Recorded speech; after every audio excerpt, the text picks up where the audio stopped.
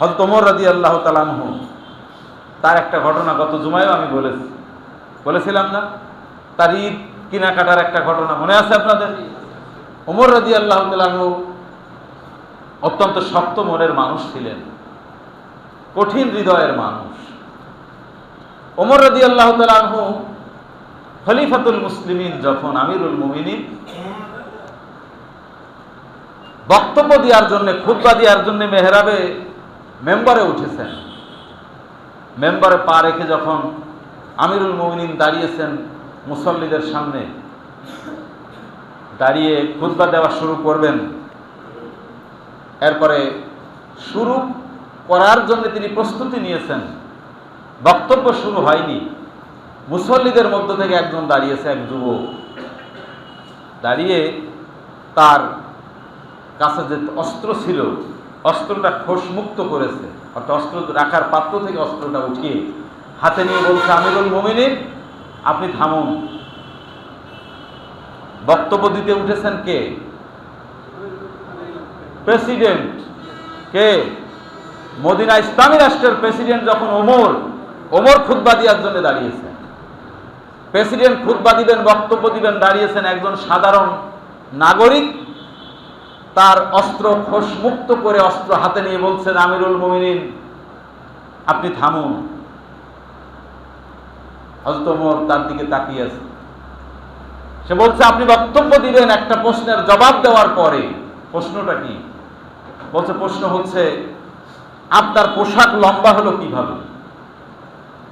আপনি রাষ্ট্রীয় পোশাকার থেকে যে এক টুকরা কাপড় পেয়েছেন, আমি একজন নাগরিক হিসাবেও সেই একই পরিমাণের কাপড় আমি পেয়েছি, আমার কাপড় দিয়ে আমি পোশাক বানিয়েছি, আমার পোশাক তো লম্বা হয় না।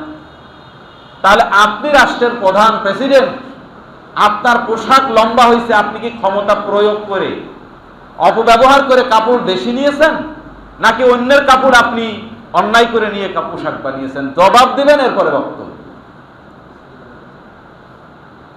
প্রেসিডেন্ট তার একজন নাগরিকের দিকে তাকিয়ে অশ্রুসিক্ত নয়নে তিনি চোখ দিয়ে পানি পড়তেছেন, তাকিয়ে আছেন, বক্তব্য দিতে পারেন না, কথাও বলতে পারেন না, দাঁড়িয়ে আছেন।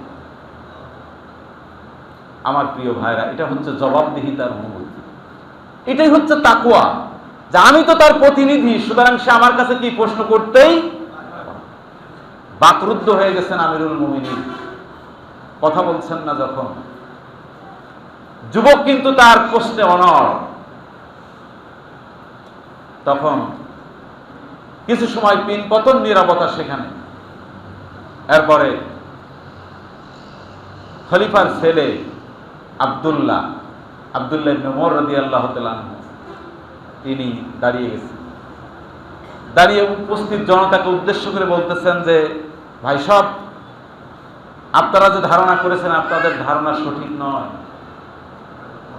জনগণ তখন বলতেছে সঠিক নয়, এটা বললে হবে না, জবাব দিতে হবে, কাপড় কোথা থেকে আসলো, লম্বা হয়েছে কেন পাঞ্জাবি?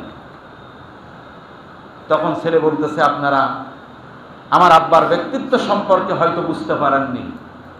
আমার আব্বা হচ্ছেন সেই ব্যক্তি যিনি বাড়ির বাইরে ছিলেন, আমার ছোট্ট ভাই তারা মায়ের কাছে, শিশুরা আবেদন করেছে মায়ের কাছে যে মা আমরা পায়েস খেতে চাই। কি খেতে চাই? ফিরনি পায়েস খেতে চাই।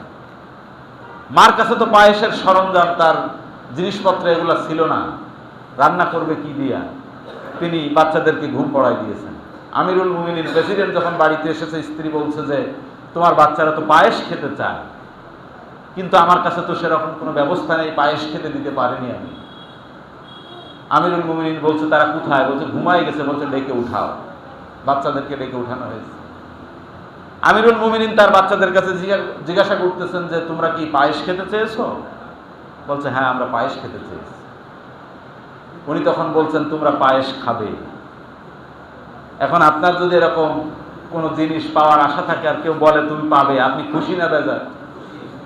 বাচ্চারা তো আনন্দ উল্লাস করতেছে যে পায়েস খাবো, মা ব্যবস্থা করতে পারেনি, বাবা বলছে পায়েস খাবো, তাহলে পায়েসের ব্যবস্থা হবে। আমিরুল মুমিনিনের পরবর্তী কথাটা ছিল এই, তোমরা পায়েস খাবে কিন্তু তখন খাবে যখন এই মদিনার প্রত্যেকটা বাড়িতে পায়েসের ব্যবস্থা হবে। সুবহানাল্লাহ। আমি প্রেসিডেন্ট, আমার বাড়িতে পায়েসের ব্যবস্থা হবে, আর আমার নাগরিক জনগণের বাড়িতে ব্যবস্থা হবে না, আমি সেই প্রেসিডেন্ট না। আমার বাড়িতে যাব যখন তখনই হবে যখন অন্যের সবার বাড়িতে যখন ব্যবস্থা হবে। ছেলের কাছ থেকে এই বক্তব্য শোনার পরে উপস্থিত জনতা বলতেছে যে এরপরও জবাব দিতে হবে, পোশাক লম্বা হয়েছে কিভাবে। এই বক্তব্যে তারা খুশি হয়নি। তখন আব্দুল্লাহ বলতেছে যে শোনেন, আপনারা যেমন এক টুকরা কাপড় পেয়েছেন রাষ্ট্রীয় কোষাগার থেকে, আমিও তো দেশের নাগরিক, আমিও নাগরিক হিসেবে এক টুকরা কাপড় পেয়েছি। কাপড়টা নিয়ে যখন বাড়িতে গেলাম, গিয়ে দেখলাম আমার আগের বছরের জামাটা ভালো আছে, নষ্ট হয়নি, ছিঁড়ে যায়নি। আমি আমার আব্বাকে বললাম, আপনার বয়স বেশি, আপনি এই ছোট্ট এক টুকরা কাপড় দিয়ে জামা বানালে হয়তো আপনার প্রয়োজন পূরণ হবে না, আমার পুরনো পোশাকটা ভালো আছে, ওইটা পরে আমি থাকতে পারবো আরো। সুতরাং আমার এই কাপড়টা নিয়ে আর আপনার কাপড়, দুইটা কাপড় একত্রিত জোড়া দিয়ে আপনার পোশাকটা একটু লম্বা করুন। সুবহানাল্লাহ। আমার দেওয়া ওই কাপড়টা নিয়ে আমার আব্বার পোশাকটা একটু লম্বা হয়েছে। প্রিয় ভাইরা, যুবক ততক্ষণে কিন্তু বসে গেছে, আমিরুল মুমিনিন তখনও দাঁড়ানো।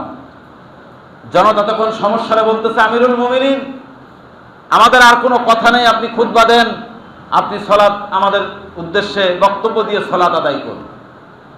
আমিরুল মুমিনিন তখন বলছে যে না, আমি বক্তব্যও দিব না, আমি সালাতও আদায় করব না। আমাকে যে প্রশ্ন করেছিল সে যুবক কোথায়? সবাই ধারণা করতেছে ওমর তো শক্ত মনের মানুষ, এই যুবকের কপালে তো দুর্গতি আছে, বিপদ আছে। কিন্তু যুবক সেদিন সেখান থেকে নির্ভয়ে দাঁড়িয়ে বলতেছে, আমিরুল মুমিনিন, এই যে আমি সেই যুবক, আমি আপনাকে প্রশ্ন করেছিলাম। আমিরুল মুমিনিন তখন বলছে, তুমি এদিকে আসো, এগিয়ে আসো। জায়গা করে দিয়েছে আমিরুল মুমিনের সামনে, যুবক চলে আসলো। উনি মেম্বার থেকে নামলেন, দুহাত লম্বা করে বুকে জায়গা করে দিলেন ওই যুবককে। যুবক তার বুকের পরে পড়ে গেল, উনি আলিঙ্গন করলেন এবং বললেন, তোমার মতো যুবক যতদিন এই দুনিয়ায় থাকবে ততদিন ইসলামকে নিয়ে মানুষ সমালোচনা করতে পারবে। আমার প্রিয় ভাইরা, এইটা ছিল আমাদের পুরনো দিনের ঐতিহ্য। যারা ইসলাম মানে, যারা ইসলাম বুঝে, যারা ইসলাম মানাতে চায়, ইসলাম মানে হচ্ছে এই জবাবদিহি।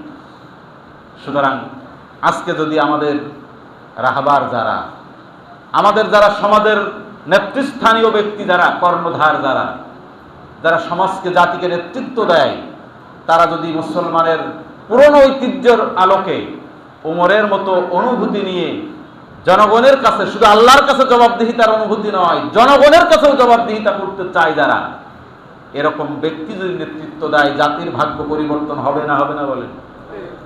পরিবর্তন হতে পারে। প্রিয় ভাইয়েরা, সুতরাং আমি আপনাদের কাছে অনুরোধ করতে চাই, আসুন আমাদের জবাবদিহিতার অনুভূতি থাকতে হবে মূলত কার কাছে? আল্লাহ। আল্লাহর কাছে যদি জবাবদিহিতার অনুভূতি থাকে, তাহলে ওই ব্যক্তি বান্দার কাছেও জবাবদিহিতার অনুভূতি নিয়েই কাজ করবে, এটাই স্বাভাবিক।